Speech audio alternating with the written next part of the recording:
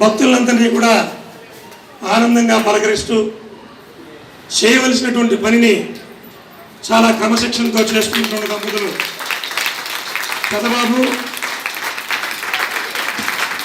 దంపతులు.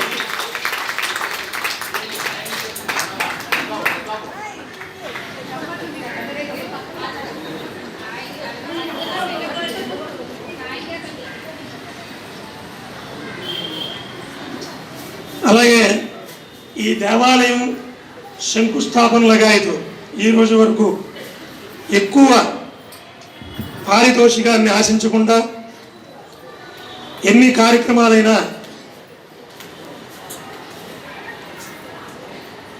ఆ కార్యక్రమంలో హైందవ సాంప్రదాయ ప్రకారంగా ఒక శుభకార్యం చేస్తే మంగళ వాయిద్యంతో చేయాలి.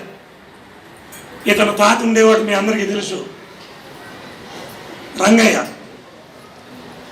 అతని వారసత్వాన్ని సంపాదించి